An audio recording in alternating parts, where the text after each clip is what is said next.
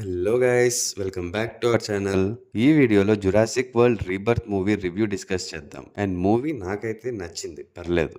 అంటే previous Jurassic Park and Jurassic World మూవీస్ని మించి ఉందా అంటే నో. ఎంతైనా ఫస్ట్ వచ్చిన జురాసిక్ పార్క్ మూవీని అయితే బీట్ చేయలేదు. బట్ స్టిల్ ఈ మూవీలో కూడా కొన్ని వర్త్ వాచింగ్ మూమెంట్స్ ఉన్నాయి. ఆల్సో క్యారెక్టర్స్ మధ్యలో డ్రామా అండ్ ఎమోషన్స్ ని చాలా ఎక్కువ చూపించారు ఈ మూవీలో. అది కొంచెం లాగ్ అన్నట్టు అనిపించింది నాకైతే. మూవీ స్టార్టింగ్ లో వచ్చే ఆ ల్యాబ్ సీన్ తర్వాత ఈ మూవీ ప్లాట్ ఏంటి అండ్ క్యారెక్టర్స్ ని ఇంట్రొడ్యూస్ చేయడానికి ఆల్మోస్ట్ ఒక హాఫ్ అన్ అవర్ దాకా అయిపోతుంది.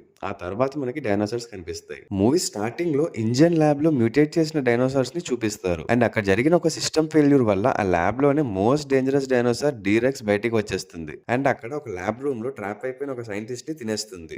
మూవీ ఓపెనింగ్ దీనికి ఇంత పెద్ద ఎలివేషన్ ఇచ్చి చూపించారు. కానీ మళ్ళీ డీరెక్స్ ని మనం లాస్ట్ ఒక 15 to 20 మినిట్స్ ముందే చూస్తాం. అప్పటిదాకా కనిపించదు. ఆ తర్వాత స్టోరీ ప్రెసెంట్ డే కి వస్తుంది. And Zora Bennett played by scarlet Johnson కి ల్యాండ్, ఎయిర్ అండ్ సీ లో లార్జెస్ట్ డైనోసార్స్ యొక్క డిఎన్ఏ రిట్రీవ్ చేసుకుని వచ్చే మిషన్ ఇస్తారు. అండ్ ఈ మిషన్ లో జోరాతో పాటు doctor Henry Loomis played by Jonathan Bailey, Martin Krebs played by Rupert Friend, Duncan Kincaid played by Mahershala Ali కూడా ఉంటారు. ఆ 3 డైనోసార్స్ ఒక రిస్ట్రిక్టెడ్ ఐలాండ్ లో ఉంటాయి. అండ్ వీళ్ళు ఆ డిఎన్ఏ కలెక్ట్ చేయడానికి వెళ్తారు. అండ్ వీళ్ళతో పాటు ఐలాండ్ కి రూబెన్ అండ్ ఫ్యామిలీ కూడా వస్తారు. బట్ అనుకోకుండా ముసాసరస్ వీళ్ళని అటాక్ చేయడంతో ఈ రూబెన్ ఫ్యామిలీ మన జోరా అండ్ టీమ్ తో కలుస్తారు. సో ఇక్కడ నుంచే మూవీ కొంచెం ఇంట్రెస్టింగ్ గా మారుతుంది. అప్పటిదాకా ఇందాక చెప్పినట్టు ఈ ప్లాట్ ని బిల్డ్ చేయడం అండ్ క్యారెక్టర్స్ ఇంట్రొడక్షన్, వాళ్ళ స్టోరీస్ ఇవే నడుస్తాయి. అండ్ టీరెక్స్ తో వచ్చే ఆ సీన్ అయితే మాత్రం చాలా బాగుంటుంది. 3D లో ఎక్స్పీరియన్స్ ఇంకా బాగుంది. సో ఇక్కడ నుంచి స్టోరీ అంతా వాళ్ళు ఆ డిఎన్ఏ ఎలా కలెక్ట్ చేశారు, మధ్యలో డైనోసార్స్ అటాక్స్ తో ఎలా సర్వైవ్ అయ్యారు అనేది మిగతా స్టోరీ. ఇంకా మూవీ ప్రమోషన్స్ లో ఫుల్ హైప్ క్రియేట్ చేసిన డీరెక్స్ డైనోసార్ అయితే అసలు కనిపించినట్టే ఉంటుంది. అట్లీస్ట్ క్లైమాక్స్ కన్నా ముందే ఇంకొకసారి దాన్ని టీజ్ చేసి ఉంటే బాగుండేది అనిపించింది. సో ఇది తప్పితే స్టోరీ అయితే పర్లేదు, కొంచెం ఎంగేజింగ్ గానే ఉంటుంది. అండ్ స్క్రీన్ ప్లే కూడా చాలా బాగుంది. సినిమాటోగ్రఫీ అండ్ మ్యూజిక్ కూడా బాగున్నాయి. ఇంకా క్యారెక్టర్స్ పర్ఫార్మెన్సెస్ చూస్తే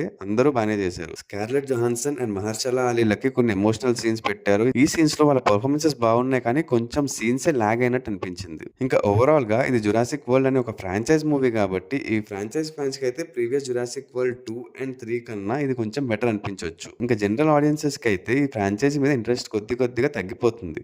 సో ఈ మూవీ వాళ్ళ ఎక్స్పెక్టేషన్స్ అండ్ ఇంట్రెస్ట్ ని పెంచేంత అయితే ఏం లేదు. జస్ట్ ఒక నార్మల్ వాచ్ లో ఉంటుంది అంతే. ఎంతైనా జురాసిక్ పార్క్ క్రియేట్ చేసిన లెగసీని మాత్రం ఇప్పటి వరకు ఎవ్వరూ బీట్ చేయలేదు. అండ్ ఈ ఫ్రాంచైజ్ ని ఇంకా కంటిన్యూ చేద్దాం అనుకుంటే మాత్రం ఇదే ఫార్ములాతో వస్తే కష్టం. స్టోరీలో కొంచెం చేంజెస్ చేసి ప్రెసెంట్ ఆడియన్స్ అండ్ జనరేషన్ కి తగ్గట్టు తీస్తే ఏదైనా యూజ్ ఉంటుంది. ఈ మూవీకి నేను ఇచ్చే రేటింగ్ 3.25/5. మీరు ఈ మూవీ ఆల్రెడీ చూసినట్టయితే మీకు ఎలా అనిపించిందో కమెంట్స్ చేసి చెప్పండి. అలాగే మన ఛానల్ని ఇంకా సబ్స్క్రైబ్ చేసుకోకపోతే వెంటనే సబ్స్క్రైబ్ చేసుకోండి. అండ్ వీడియో నచ్చితే లైక్ చేసి మీ ఫ్రెండ్స్ అండ్ ఫ్యామిలీ మెంబర్స్కి షేర్ చేయండి. Also follow us on Facebook and Instagram. Thanks for watching. See in the next video. Adios.